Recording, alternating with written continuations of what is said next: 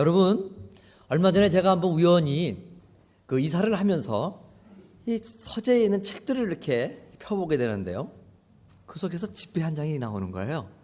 얼마나 기분이 좋은지 모르겠어요. 여러분, 그런 경험들 종종 있을 거예요. 예전에 스페인의 바르셀로나 하는 곳에서 실제적으로 있었던 일이라고 합니다. 24살 된 비도 마티라 하는 이 철학 박사 논문을 준비하는 학생이 있었습니다. 많은 참고 도서가 필요했겠죠. 한 번은 이제 도서실에 가서 18세기 철학자 에로히 히에로라 하는 그 학자의 논문을 이제 찾아봤습니다. 그래서 이제 여기저기 다니면서 그 히에로라는 그 교수의 논문을 찾았는데요, 너무나 기뻐서 그 도서실에서 책을 한 장 한 장 넘기는데 몇 장이나 넘겼을까? 책갈피 속에서 작은 메모 하나가 나오는 거예요. 그래서 이 비도 마티가 그 메모를 이렇게 펴봤어요. 이 책을 읽는 최초의 사람, 그리고 이 메모를 발견하는 최초의 사람에게는 내가 남은 재산 모두를 드리겠습니다. 이 디도가 너무나 당황해서 그 메모를 가지고 이 스페인 법원을 찾아갔어요. 그 메모의 사실이 확실하고 사실이라는 것을 밝혀주고, 그 법원에서는 그 메모에 적혀 있는 대로 그 히에로 교수의 유언대로 그 비도 마티라 하는 그 청년에게 이 상속자 아닌 상속자됨을 인정해주고 이 유산 아닌 유산을 물려줬다는 거예요.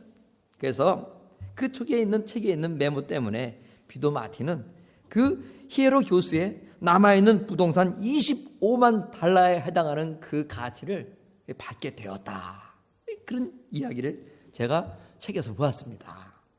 여러분, 오늘 또 우리가 예배를 마치고 식사를 한 다음에 어디로 가야겠습니까? 몬트레이 도서관으로 가는 거예요. 그래서 다 책을 한 권씩 한 권씩 우리가 펴봐야 되지 않겠습니까? 혹시 모르겠습니까? 메모라도 하나 나와서. 여러분, 이 비도 마티라는 청년, 이 교수님의 논문 하나 때문에 이처럼 갑자기 횡재를 하고 엄청난 부자가 되었는데, 여러분, 우리들도 이처럼 비도 마티 비교할 수 없을 정도의 책 한 권으로 인하여 놀라운 축복을 받은 사람이다라는 것이에요. 그 책이 바로 어떤 책이에요? 바로 우리가 갖고 있는 이 성경책이다, 하나님의 말씀이다 하는 것이죠. 이 하나님의 말씀을 통하여서 우리는 영접하는 자, 곧 그 이름 믿는 자들에게는 하나님의 자녀가 되는 권세를 주겠다 하시는 그 말씀에 따라서 우리가 예수를 믿었고 하나님의 자녀가 되는 놀라운 권세를 가지고 우리 이 땅에서 우리가 살아가고 있다는 거예요. 그러니 이 말씀, 이 책으로 인하여 우리가 얼마나 부욕해 되고 정말 세상에서 그 어떤 사람들과 비교할 수 없는 복을 받은 사람이냐 하는 것입니다. 그리고 오늘도 우리가 이처럼 힘들고 어려움 속에서도 구원받은 존재로서 확신에 찬 그 삶을 살아갈 수 있는 근거가 어디 있는가? 바로 이 또한 하나님의 말씀 속에서 너는 내 아들이라 내 딸들이라 내가 오늘날 너희와 함께하리라 하는 하나님의 보호하심과 인도하심의 그 보장이 바로 이 성경 속에서 우리에게 말씀하고 보장해 주시는 것 때문에 오늘도 우리는 이처럼 믿음 가운데 하나님의 자녀가 되어서 거친 이 세상을 당당하게 살아갈 수 있는 것입니다. 요즘 여러분 이 몬트레이 일대 카멜도 좋아요. 차를 몰고 다녀보세요. 작년에 이어서요, 아주 두도 보도보단 신기한 차들, 빨갛고 노랗고 파란 차들이요, 어떻게 저렇게 차를 만들었을까? 신기한 그 앤틱카들이 여기 저기 막 소리를 그냥 굉음을 내면서 거리를 다니는 것을 가끔가다 보게 되는 거예요. 그 전시회를 말씀을 들어보니까 이 카메라도 커다랗게 하고, 제가 이렇게 옆에 지나가면서 보기에는 저기 몬트레이 그 공원 쪽에 가면 거기 또 이렇게 전시회하는 것을 보았어요. 어느 날 제가 교회에서 일하다가 퇴근을 하면서 그 공원 옆을 지나가는데요, 그 철망 펜스 사이로 얼마나 반짝반짝 빨갛고 노랗고 파랗고 다양한 색깔의 그 앤틱카들이 보이는지요. 여러분, 그 차를 전시할 뿐만 아니라 말씀을 들어보면 아주 고가로 또 옥션을 해서 차를 팔기도 한다, 그런 말씀을 듣고는 했어요. 근데 그런 모습을 차를 보면서 쭉 차를 몰고 가다가 사거리 신호등이 맞닿아서 잠시 차를 세우고 있는데요, 늘 사거리에선 자주 만나는 아저씨가 있죠. 종이 하나 들고 도와주세요. 홈리스 하는 아저씨가 있는 거예요. 근데 차를 들고 차를 세우고 이렇게 쳐다보는데 여기 가까이에는 그 홈리스 아저씨가 보이고 그 아저씨 뒤로는 반짝반짝 빛나는 그 앤틱 칼들이 보이는데요, 두 가지 모습을 한꺼번에 보면서 제가 생각이 잠시 깊어졌어요. 세상의 가치로 보면 어쩌면 저 앤틱 자동차, 너무나 비싼 고가의 자동차인데 이 홈리스와는 비교할 수조차 없는 그런 큰 노란 고가의 자동차인데 하나님의 기준으로 보면 어떨까? 그렇지 않다는 것을 저는 다시 한번 생각하죠. 왜 그럴까요? 성경은 세상의 그 무엇보다도 감당하고 존재가 귀한 그 가치가 있는 사람은 바로 우리들이라고 말하고 있는 것이죠. 얼마나 우리가 귀했길래 천사도 흠모한다고 했어요. 그 찬송에도 전사도 흠모하겠네, 이런 찬송이 있잖아요. 그런데 이처럼 귀한 존재인 사람들이 너무나도 많이 하나님의 품을 떠나서 세상의 가치에 눌려서 기가 죽어 살아가고 있다는 거예요. 세상의 보아에 파묻힌 참 보아인 자신의 존재 가치를 망각한 채 살아가고 있는 거예요. 여러분, 전도할 때 이 전도가 무엇이겠어요? 바로 천하보다 귀한 자신의 가치를 모른 채 세상의 가치에 파묻혀 살아가는 영혼들을 예수 믿게 하는 것, 이것이 전도가 아니겠어요? 그래서 어떻게 해요? 자신의 참다운 가치를 깨달으며 살아갈 수 있도록 하는 것, 이것이 전도라 생각이 됩니다. 우리가 잘 알고 있는 무디 목사님은요, 늘 교회를 왔다 갔다 하면서 그 길거리에 있는 불량 청소년들요 자주 보았다는 거예요. 근데 그 무디 목사님 불량 청소년들 거리에서 만날 때마다 얘들아, 썬데이 스쿨에 꼭 오거라. 내가 너희들이 오면 12월 크리스마스 때 좋은 양복을 하나 사줄게. 그래서 항상 그 불량기 있는 청소년들이었지만 무디 목사님의 그 말씀을 듣고 교회에 와서 신앙생활하면서 주님의 제자가 되고 하면서 12월만 되면 영능없이 목사님 말씀대로 양복을 입은 청소년들이 엄청 많았다는 거예요. 무디 목사님이 돈이 많아서 그 청소년들을 교회로 오라 하고 양복을 사줬겠어요? 일찍이 무디 목사님은 성경 말씀을 통해서 세상의 그 어떤 것보다도 존귀한 존재가 바로 사람이라는 것을 깨달았기 때문에, 그리고 그 영혼 구원을 통하여 하나님의 자녀되게 하는 그 놀라운 사역이 세상의 그 어떤 것보다도 존귀한 사역임을 알았기 때문에 이처럼 목사님 시간과 물질을 들여서 그 어린 학생들의 영혼을 구원하는 일에 앞장서며 헌신했던 거예요. 사도 바울은 다메섹 도상에서 주님을 만난 후에 자신의 모든 생애를 복음 전파에 투자했다는 것을 우리는 말씀을 통하여 알고 있습니다. 잃어버린 영혼을 구원하기 위하여 바울은 가문을 버렸어요. 그리고 지위를 버렸어요. 명예와 권세를 버리고 세상의 안일함과 편안함 모든 것을 분토와 같이 여겼다, 이렇게 고백하고 있습니다. 무엇 때문이었어요? 영혼을 구원하는 이 한 가지 사명을 감당하기 위해서 자신은 그 어떤 것보다도 귀하게 여기지 않겠다 하는 그 영혼 구원에 대한 그 소중함을 깨닫고 그것에 올인했던 바울의 모습이었다는 것이죠. 오늘 본문의 말씀 18절 말씀을 보면요, 바울은 아시아에서 온 첫날부터 지금까지 항상 너희 가운데 바울 자기 자신이 어떻게 행한 것을 여러분도 잘 알고 계시는 바다, 이렇게 말씀했어요.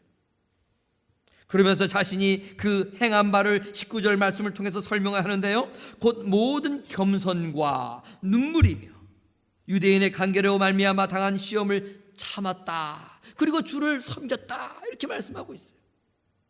바울은 일평생 성도들을 섬기고 또 많은 영혼들을 구원하기 위하여 전도자로서의 삶을 살아가면서 정말 열심히 그런 사역을 했던 그의 사역의 태도 가운데에 몇 가지 중요한 요소들이, 그것이 바로 오늘 20절 말씀에 19절 말씀에 소개되고 있는 겸손이라는 것, 그리고 눈물이라는 것, 그리고 인내라 하는 것입니다.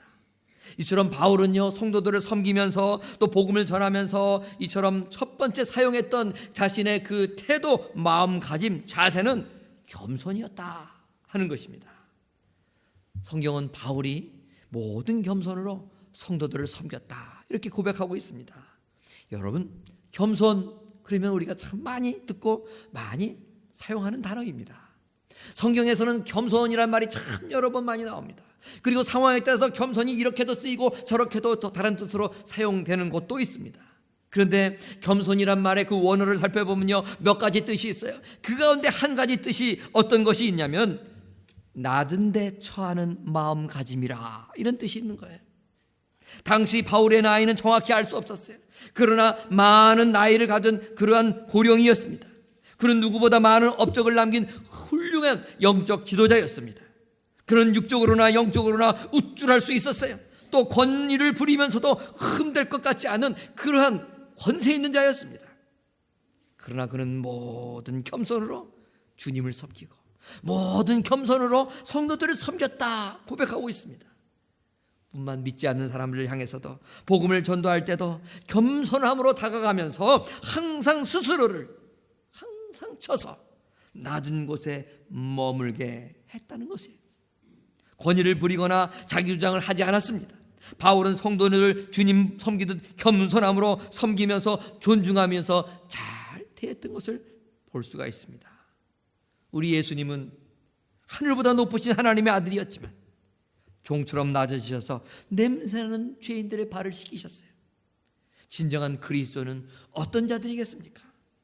신앙의 형제자매들에게 명령하는 자가 아니라 오히려 그들의 종이 되어 겸손히 섬길 수 있는 그 마음 자세, 낮은 데 자신을 처할 수 있는 그 마음의 태도가 있는 자가 신앙인이요 겸손한 사람이다 하는 것입니다. 우리가 전도해보면 많은 듣는 소리가 있어요. 오늘날 예수 믿지 않는 많은 분들의 이유 가운데 한 가지가 뭔가, 그분들의 얘기 가운데는 척지하게 이런 말을 합니다. 예수 믿는 사람들 너무 교만해요. 예수 믿는 사람들 너무 독선적이에요. 이런 말 저는 많이 들었습니다. 이런 교만과 독선적이다는 우리를 향한 믿지 않는 분들의 그러한 이야기 어떻게 극복할 수 있을까요?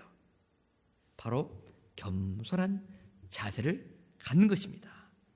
교만은 저항, 대항을 낳습니다. 그러나 겸손은 존경을 낳게 됩니다. 이러한 겸손의 마음을 가지고 세상을 나갈 때에 믿지 않는 사람들이 비로소 감화를 받고 감동을 받게 되는 거예요. 이런 훌륭한 성품을 짓는 분이 바로 예수를 믿는 분이라면 나도 이분처럼 예수를 믿고 이처럼 멋있는 아름다운 삶을 살겠다 마음을 먹게 되고 그들의 발걸음을 이 예배당으로 걸어 나오게 움직여 나가는 거예요. 겸손은 바울에 있어서 일평생의 사역의 중요한 태도였고 복음 전도자로서의 중요한 무기였어요. 또 한 가지, 그가 이처럼 성도들을 잘 섬겼던 또 하나의 그런 자세와 불신자들을 향한 자세가 나오는데 그것이 바로 눈물이라 하는 거예요. 눈물. 여러분, 눈물이 뭡니까?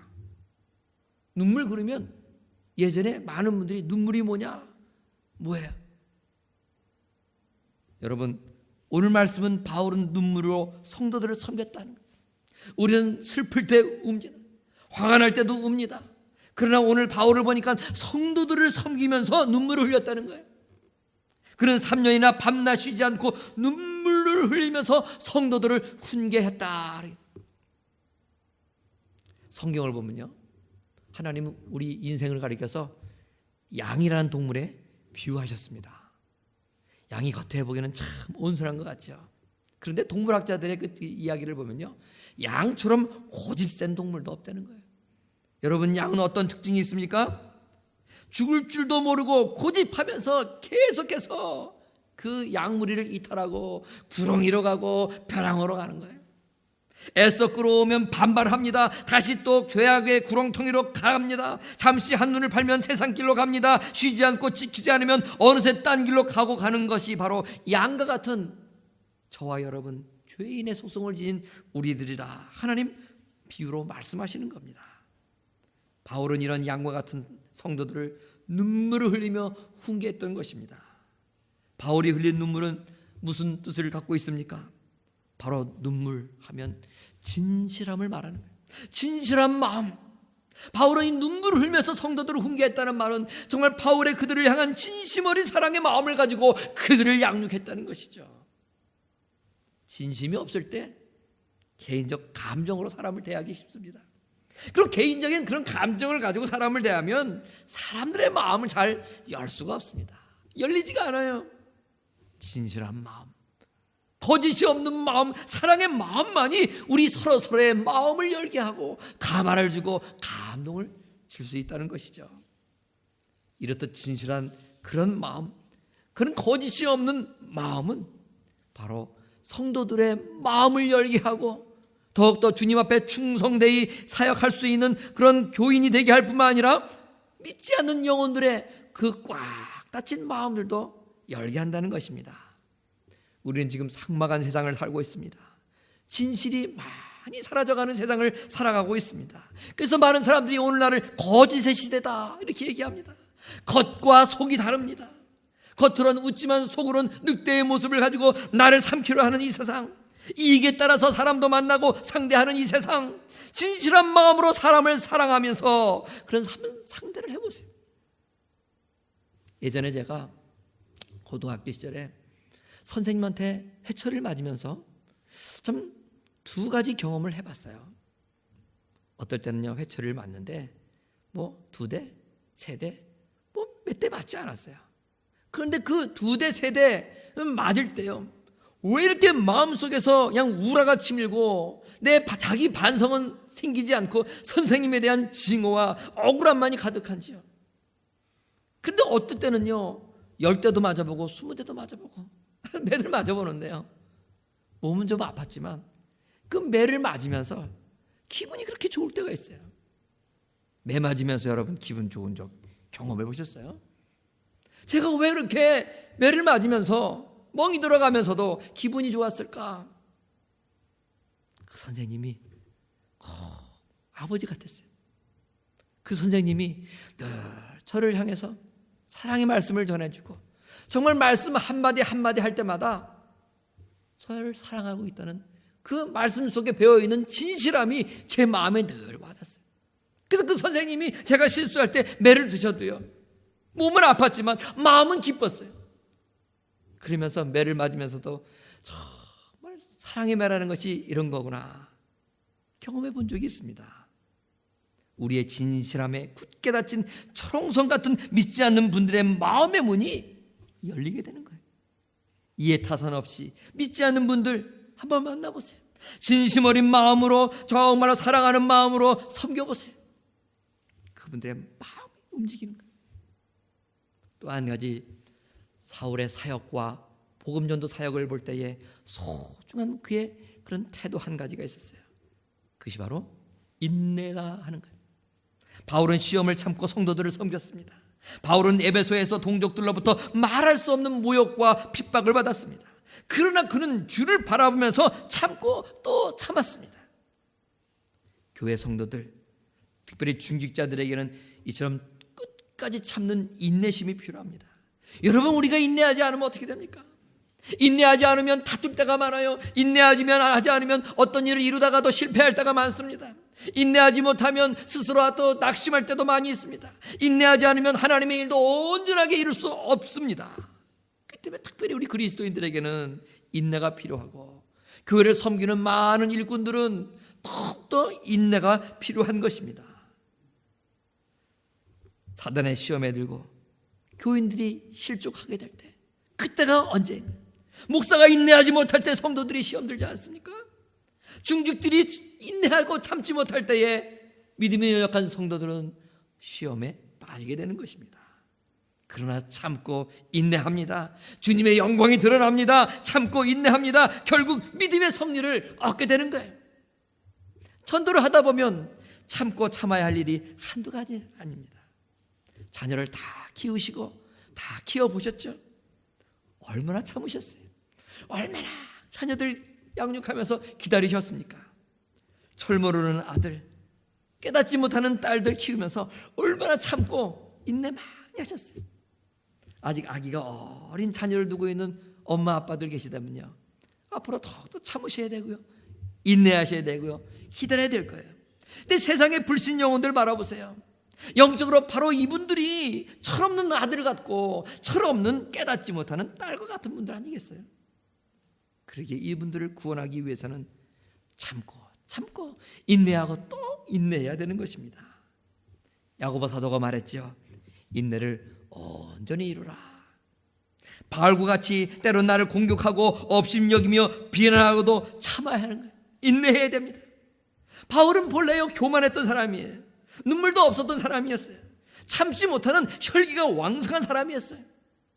그러나 그는 예수 그리스도를 믿고 변화되었어요.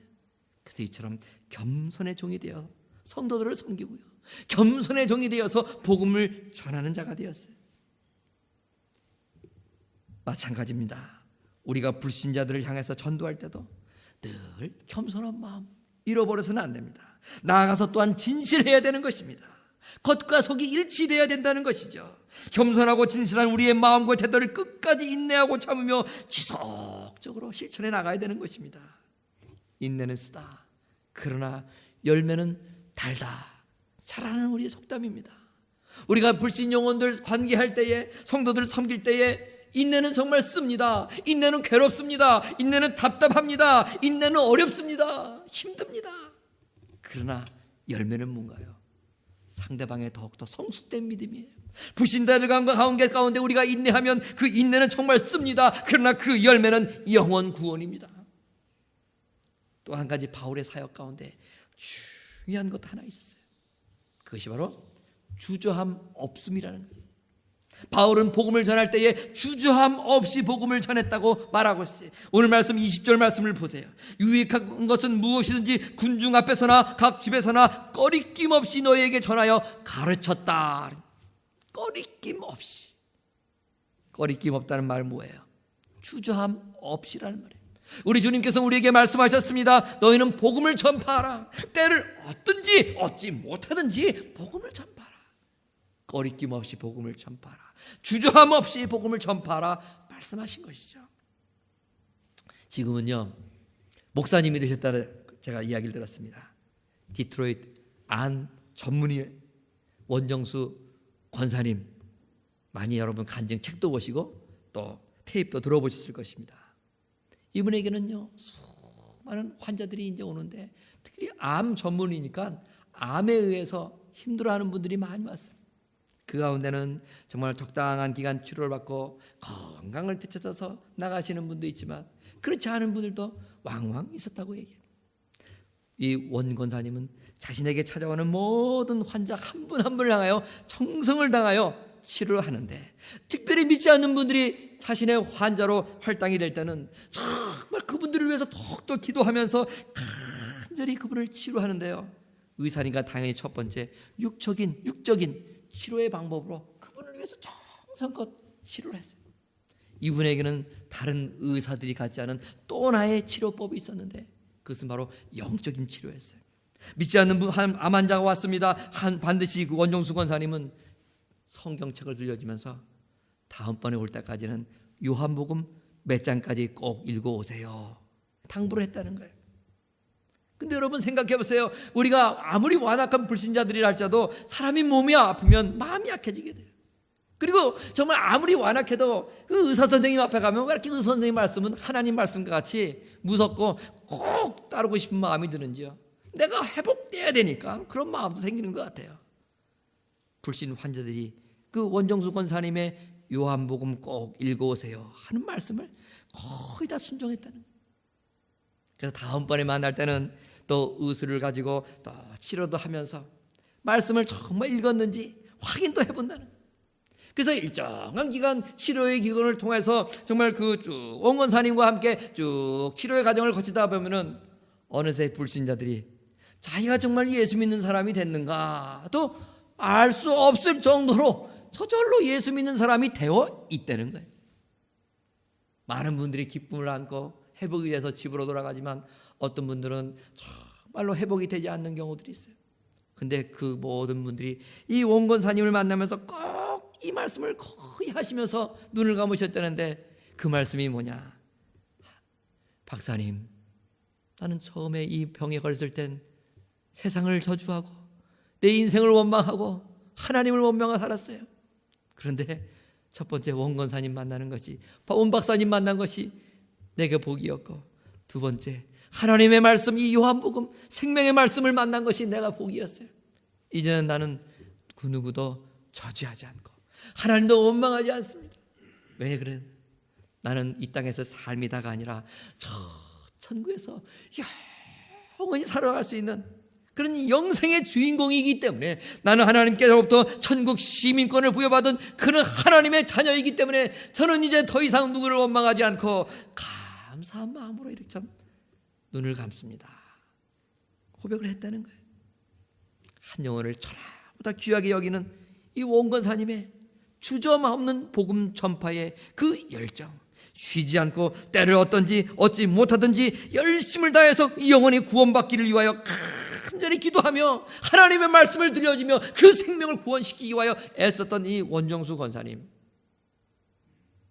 가는 곳마다 성도들을 향하여 눈물을 흘리고 겸손함과 진실함과 인내를 하며 그 한 영혼에도 더 하나님 앞에 다가가기를 원하여 자기의 모든 것들을 분토와 같이 여기고 복음 전파 이 사명 하나에 올인했던 이 사도 바울과 같이 이 귀한 사명이 오늘 우리들의 심령의 손에도 들려있다 이 말이에요. 우리가 먹고 살기 바쁘다 보면 때로는 이런 사명 생각하지 않고 살아갈 때가 너무나 많이 있어요. 세상이 너무 살기 좋다 보니까 이런 사명이 나에게조차 있는지 없는지, 하나님께서 나에게 주신 것인지 생각하지 않고 살아갈 때가 너무나 많이 있단 말이죠. 언젠가 우리가 하나님 앞에 갑니다. 하나님한테 우리가 그 앞에 설 때 반드시 하나님께서 우리를 체크업하시는 것이 하나 있어요. 그게 뭐냐면 사명을 얼마나 감당하고 왔는가, 이거 아니겠어요 여러분? 그 사명이 뭐예요?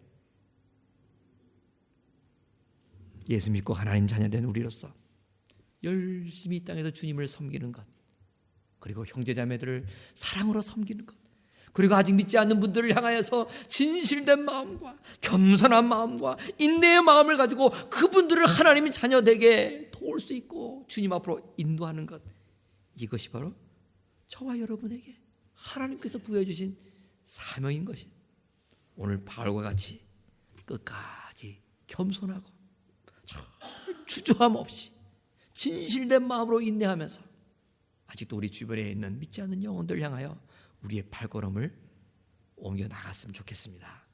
기도하겠습니다.